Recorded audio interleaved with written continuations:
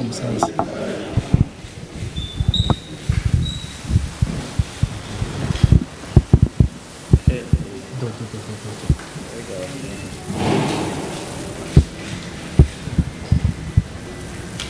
amanye n'ubuhizi n'uyu nguyu uriya wo hirya harimo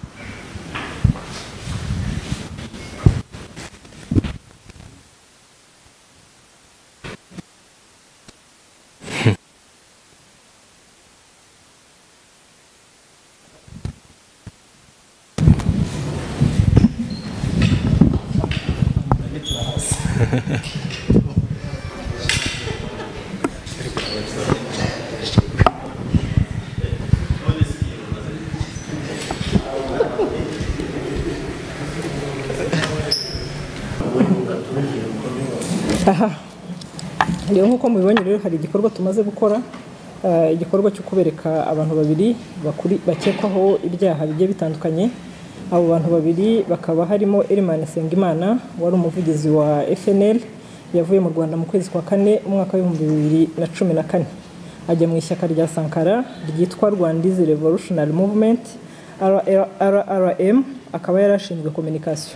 Uyu Elimane yihuje n'ihuriro rya CNRD ndetse na MRCD ya Rusesabagina mu ngabo zaryo za FNL aza no kuba umuvugizi waryo mu gihe Sankara yaramaze gufatwa ndetse akaba yaranigambye igitero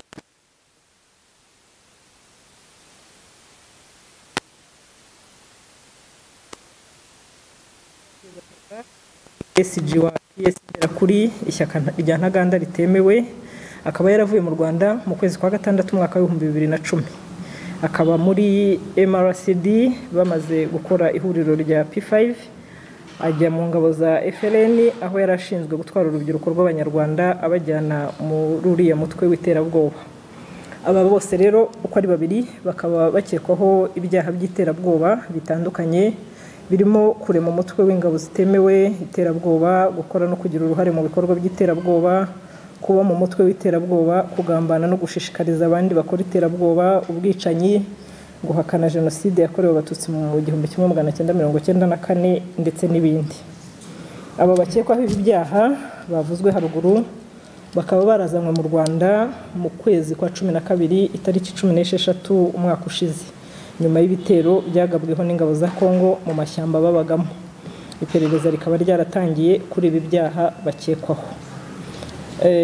Bose uko ari babiri barabarimu mu bigo bigiye bitandukanye. Umwe yari umwarimu ku ishuri rya ETM, undi yari umwarimu mu karere k'amajyepfo mu karere ka Nyanza mu ntara y'amajyepfo. Bakaba barazanywe rero mu Rwanda umwaka ushize mu kwezi kwa 12 umwaka wa 2019. Uyu munsi rero kwari kubabereka kugira ngo mumenye ko tubafite muri ya gahunda yacu yo gusangira amakuru ndetse no gufashanya. Ngira ngo muranabizi ko mu myaka yashize byagiye bivugwa ko aba bantu babuze bishwe n'ibindi byinshi byagiye bivugwa n'ibitangazamakuru ndetse n'imiryango mpuzamahanga imwe n'imwe, ariko murabibona ko batari barabuze cyangwa se batanishwe ahubwo bari baragiye mu bikorwa byo gusenya igihugu. Ribu rero ikaba iboneyeho umwanya wo kwibutsa abanyarwanda kwima amatwi abantu bose babashura mu bikorwa byo gusenya igihugu, aho kubakangurira kucyubaka. Ikindi dusaba abaturarwanda ndetse n'abanyarwanda ni ugukomeza gusangira amakuru y'ibyaha ibyo ari byo byose, ndetse n'aho baba babona umutekano utameze neza bakabigeza ku nzego z'umutekano kugira ngo bikumirwe bitaraba.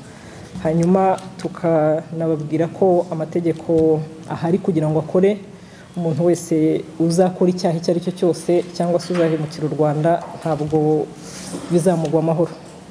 Murakoze. Ibi byaha bifite ibihano bigiye bitandukanye, amategeko afite ukuntu agenda biteganya. Hari ibyo bita ko ibyaha babihuza, ibihano iyo umuntu akurikiranyweho ibyaha byinshi babyita impurirane z'ibyaha, n'ibihano hari uko amategeko agenda biteganya, ariko icyo twakuramo ni uko uhanishwa igihano kinini mu byaha byose ukurikiranyweho.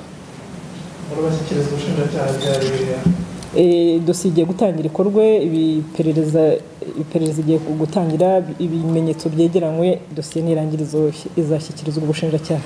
Ikibazo cya jobless na handling kandi bimwe mu bituma abakobwa kugira ngo bajyane n'abashukika byihuse ntabwo inzego z'umutekano zigaragaza bari bashyiremo, kuko kadire zihari bafatwa bakabarangiza bakavuga procurement nk'izi zihora zivuga.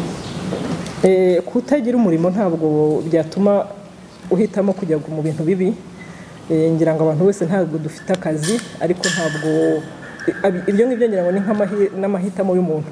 Ntabwo kuba udafite akazi byagushora mu byaha, nta nubwo yaba excuse uko ari cyo kintu cyatuma umuntu ashorwa mu byaha kubera ko adafite akazi. Ahubwo abantu baje mu kwezi kwa 12 haje abantu benshi, aba babiri bo buryo bakurikirana ibyaha barani matsinda murabashe kwera. Ni process uko bize haje abantu benshi, ngira ngo mwarabyumvise ku maradiyo ahantu hagiye hatandukanye.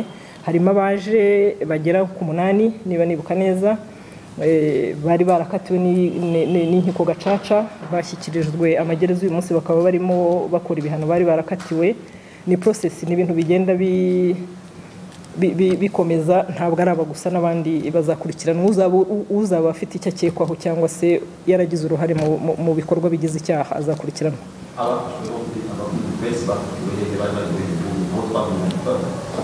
Mu mashyamba ya Kongo niho bafatiwe. Bafashwe n'ingabo za Kongo. Twese twarabyumvishe ku makuru, nanabisubiyemo ko bafashwe n'ingabo za Kongo mu buryo bwo kugira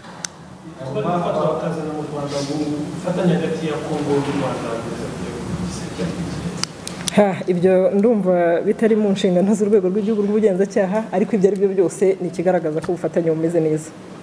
Bagiye kuvuga imitwe itandukanye bagiye banyuramo cyangwa barimo, yose yibumbiye muri cya kintu cyitwa P5 cyangwa ibindi mitwe y'ubufasha. Hari aho bihuriye ndetse baranakorana.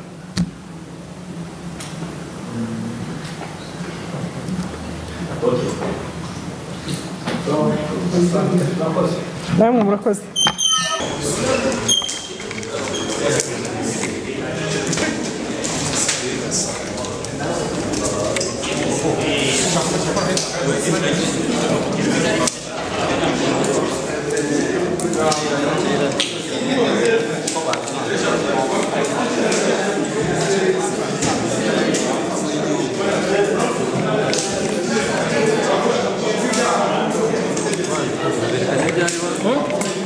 Nta nubwo batuganirije abazanye umunota umwe tayari.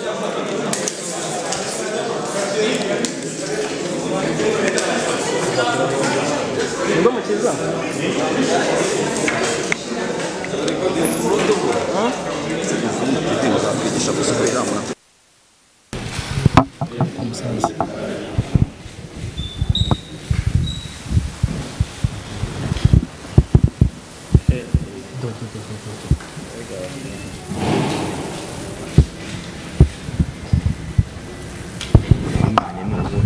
n'uyu nguyu